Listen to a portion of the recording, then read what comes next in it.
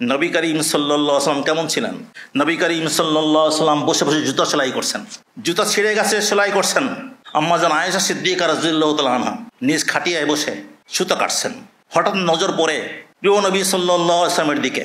কাজ করছেন গরমে, বিন্দু বিন্দু ঘাম কপালে গালে জমা হয়েছে। আম্মাজান তাকিয়ে আছেন মুগ্ধ দৃষ্টিতে। হঠাৎ নবী করিম সাল্লাল্লাহু আলাইহি ওয়াসাল্লামের নজর পড়ে যে আয়েশা মুগ্ধ দৃষ্টিতে তার দিকে তাকিয়ে আছে। জিজ্ঞেস করেন, আয়েশা কি দেখছো? বললেন, ইয়া রাসূলুল্লাহ, যে আপনি কাজ করছেন, আপনার শুভ্র সমুজ্জ্বল চেহারায় ঘামের যে বিন্দুগুলি জমা হয়েছে, এ যদি কবি আবু কবির হুজালি দেখত তবে বুঝতো তার কবিতাটা আপনার জন্যই বেশি প্রযোজ্য। সে তো লিখেছে, কবিতাটা বলেছে তার এক প্রিয়জন সম্পর্কে, মুবররাইম মিন কুল্লি গুব্বারে হাইজাতিন ও ফাসাদে মুরদিয়াতিন ও দাইন মুগিলি ইদা নজরতা ইলা সিদরাতি ওয়াজহিহি বারাকাত কা বারকিল আরিজিল মুতাহাল্লিলি। যে আপনি এমন একজন যে জন্মদাত্রী মা এবং দুগ্ধদানকারী মা, এ দুইরই কোনো রকমের মন্দ রোগ আপনাকে স্পর্শ করেনি, অনাকাঙ্ক্ষিত ব্যাধি আপনার মধ্যে নাই। ওহে দর্শক, তুমি যদি তার চেহারার দিকে তাকাও তাহলে দেখবে সেখানে মেঘের মতো বিদ্যুৎ খেলছে।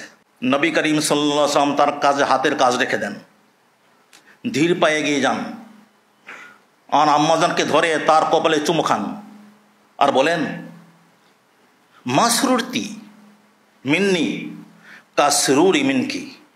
বলেন যে আয়েশা, তুমি আমার প্রতি অতটা মুগ্ধ হও নাই যতটা তোমার কথায় আমি তোমার প্রতি মুগ্ধ হয়েছি।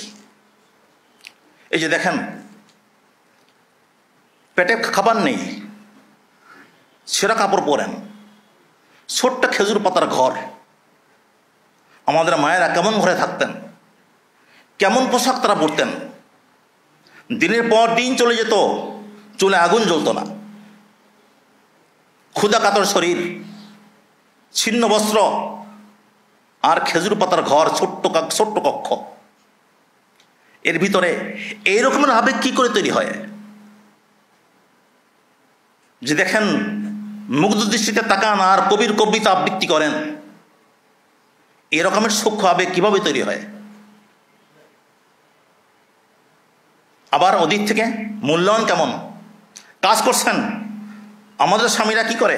একজন নবাব, ওষুধটা পর্যন্ত ওষুধের পাতা থেকে ওষুধ বের করে দিতে হয় আর পানির গ্লাস নিয়ে দাঁড়িয়ে থাকতে হয়। আর এখানে নিজের জুতা নিজে সেলাই করছেন।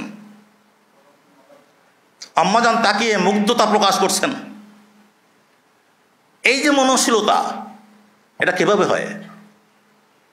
নিঃসন্দেহে এটা হয়েছে নবী করিম সাল্লাল্লাহু আলাইহি ওয়াসাল্লামের আখলাক থেকে।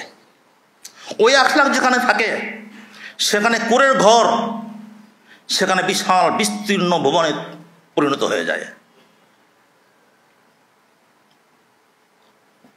রমির কবিতা আছে, আজ মোহাব্বত সিজনে গুলশান মিশাওয়াত বে মোহাব্বত রোজা গুলখান মিশাওয়াত।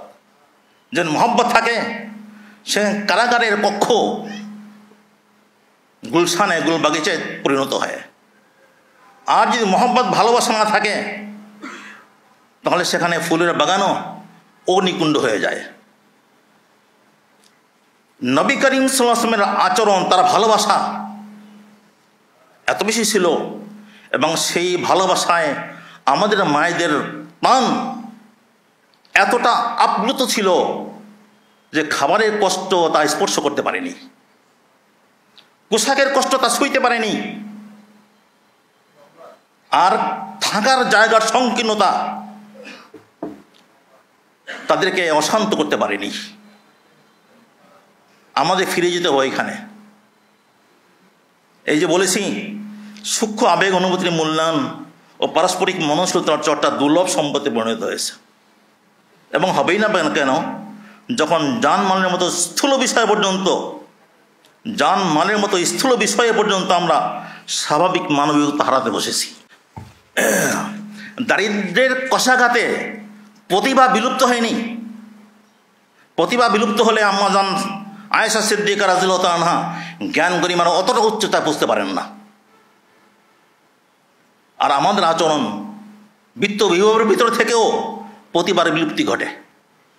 আমাদের কজনের বোন, কজনের স্ত্রী, তার ভিতরে যে সুপ্ত প্রতিভা আছে তার বিকাশ ঘটতে পারছে।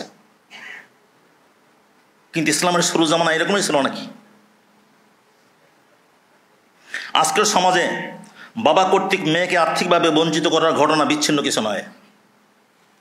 বাবা মেয়ের নামে সম্পদ, ছেলের নামে সম্পদ কেনে, মেয়ের নামে কেনে না।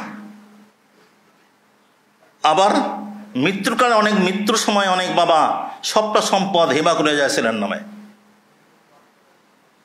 যেই মা নিজ উদরে বহন করেছেন, বুকের অমৃত পান করে নির্ঘুম প্রতিপালন করেছেন, তিনিও পর্যন্ত সম্পত্তির বেলায় পুত্র ঘেঁষা। এরা আমার পূর্বে আমার বন্ধুবর হযরত মাওলানা আব্দুল গফফার সাহেব বলেছেন এ কথাগুলি, যে মা পর্যন্ত সে মেয়ের পক্ষে নয়। অজস্র ঘটনা আমার আছে। উনি বলেছেন যে ব্যক্তিগতভাবে আমি এই জাতীয় কিছু কাজ করছি বছরের পর বছর, মা মেয়ের পক্ষে নয়। যদি মা মেয়ে বলে, মা ভাইয়াকে বলো আমার অংশটুকু দিয়ে দিতে, মা ধমকায়, কেন তুই তোর ভাইয়ের বাড়িতে বেড়াতে আসবি না? ভাইয়ের বাড়িতে বেড়াতে আসতে হলে নিজ অধিকার ছাড়তে হবে। আর বোনের ন্যায্য অধিকার বুঝিয়ে দেওয়ার বেলায় তার প্রিয় সহদরদের আমরা কেমন জায়গায় দেখছি। রইল শারীরিক সহিংসতার কথা। আজ এটা এক লোমহর্ষক বাস্তবতা। চর থাপ্পড় মারা থেকে শুরু করে পিটিয়ে জখম করা, হাত পা ভেঙে দেওয়া, আগুনের ছেঁকা দেওয়া, এমনকি হত্যা করা পর্যন্ত, এ সবই নিত্যদিনকার ঘটনা। আমাকে সর্বশেষ যে ঘটনা নাড়া দিয়েছে, ব্যক্তিত করেছে, যে এক সর্বজন শ্রদ্ধা এক বুজুর্গের নাতনি বিয়ে করেছে একজন লেবাসে পোশাকে দিনদার, এবং সে একজন বুজুর্গের মুরিদও বর্তমানকালের।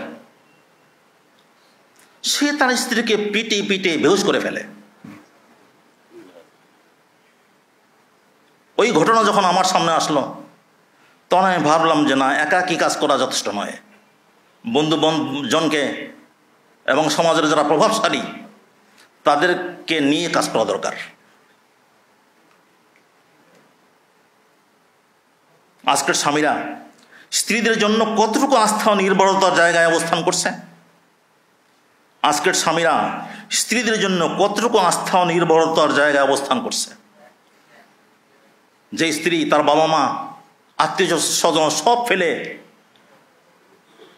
কোনো রক্তের বন্ধন নাই, কিচ্ছু নেই, অপরিচিত অজানা এক ব্যক্তির ছায়ায় আসে, সে তাকে ঠিক কতটুকু ছায়া দিচ্ছে? ইন্না লিল্লাহি ওয়া ইন্না ইলাইহি রাজিউন। এই বহুমাত্রিক সহিংসতা তো একান্তই নিজেদের লোকজন দ্বারা ঘটছে। বাবা, ভাই, স্বামী, শ্বশুর শাশুড়ি, যা বলা হলো, এর বাইরে আত্মীয় অনাত্মীয় নির্বিশেষে পাশববৃত্তি তাড়িত লোকজন দ্বারা যে সহিংসতার উন্মত উচ্ছ্বাস, তার ক্রমবৃদ্ধি আছেই। আছে অবৈধ সম্পর্কজনিত সহিংসতার বিচিত্র ধরন। তাছাড়া পথে ঘাটে, অফিসে আদালতে, যানবাহনে, দোকানপাটে নীতিভ্রষ্টতা ও হয়রানির হরেক প্রকাশ। এসব বিষয় আমাদের সকলেরই জানা। এ অঙ্গনে কাজও করছেন অনেকে, তবে তা করছেন ব্যক্তিগতভাবে। সমন্বিত বা সম্মিলিত উদ্যোগ নেই। ব্যক্তিগত চেষ্টার প্রয়োজন অনস্বীকার্য নিশ্চয়ই, কিন্তু তা যথেষ্ট নয়। অভিজ্ঞজনেরা তা অবশ্যই স্বীকার করবেন। এমন অজস্র ঘটনা আছে যেখানে ব্যক্তিগত প্রচেষ্টা সম্মিলিত শক্তির অভাবে বিশেষ সুফল বয়ে আনতে পারেনি। কোনো কোনো ক্ষেত্রে তা ব্যর্থ হয়েছে। আবার সম্মিলিত প্রচেষ্টা না থাকায় অনেকের কাছে এসব সহিংসতা গ্রাসও হয়ে গেছে। ওই দিন একজনে বললেন যে আমার প্রতিবেশী ইনি সুন্নতের উপরে চলে, কিন্তু দুদিন পরপরই বউ পিটায়। আচ্ছা, যে সুন্নতের উপরে চলে সে কি, যে বউ পিটায় সে কি সুন্নতের উপরে চলে? লেবাস পোশাক হলে হয়ে যায় নাকি? কত বড় সুন্নতকে সে অমান্য করছে, লঙ্ঘন করছে, সুন্নতের অমর্যাদা করছে, কত বড় সুন্নতকে সে পাশ কাটিয়ে চলছে। আর সে নাকি মানে আমাদের গাছও হয়ে গেছে। আমরা মনে করি বউ পিটায়। হ্যাঁ, একজন সেদিন বললো একজন আমার মোহতারাম ওস্তাদ হযরত মাওলানা ফারুক আহমদ সাহেব, ওনার সঙ্গে দেখা করতে গিয়েছিলাম। তো সেখানে আমি ওনার কাছে দোয়া চাইলাম এই কাজের জন্যে। ওইখানে এক বর্ষিয়ান আলেম ছিলেন, তিনি বললেন যে আজকাল তো পুরুষেরা বউ পিটানোকে তার হক মনে করে, পুরুষেরা বউ পিটানোকে হক মনে করে, এ তার অধিকার।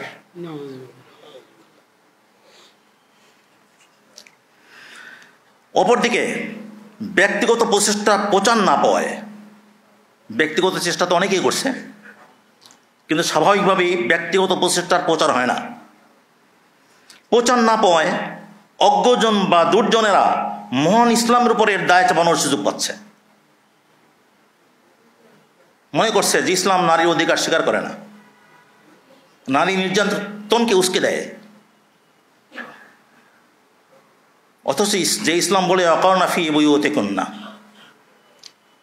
নারীকে সব রকম ঝুঁকি ঝামেলা থেকে মুক্ত রেখে স্বস্তির শান্তির জায়গাটা ইসলাম দিয়েছে।